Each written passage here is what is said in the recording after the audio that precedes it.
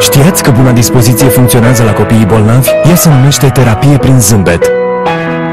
Prin zâmbet, cei mici uită că nu sunt acasă. Noi, cei din Clinic Clowns, vedem bucuria funcționând în fiecare zi.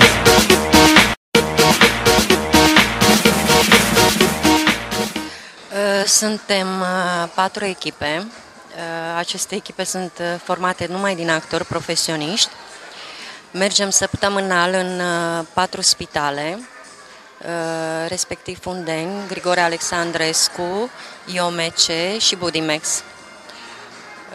Fiecare echipă lucrează cam de 2 ori pe săptămână. Trecem prin toate secțiile de la fiecare spital, incluzând, de exemplu, oncologie, secția AR și ortopedie, unde sunt cazuri foarte grave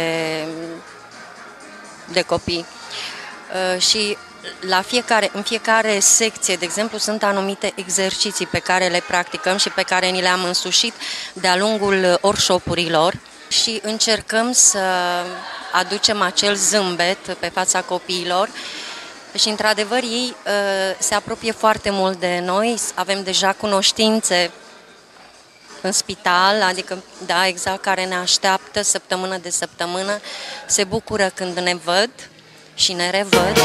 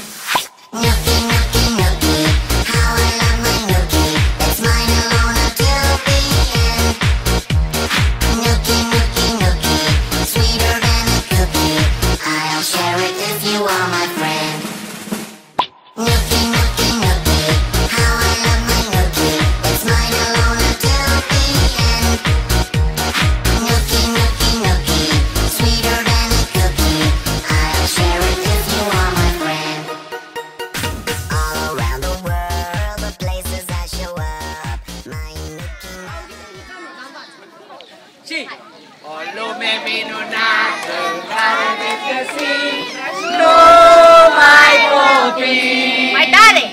O lume cu multe jucării pentru copii. În lumea cu povești și flori veți întâlni numai copii.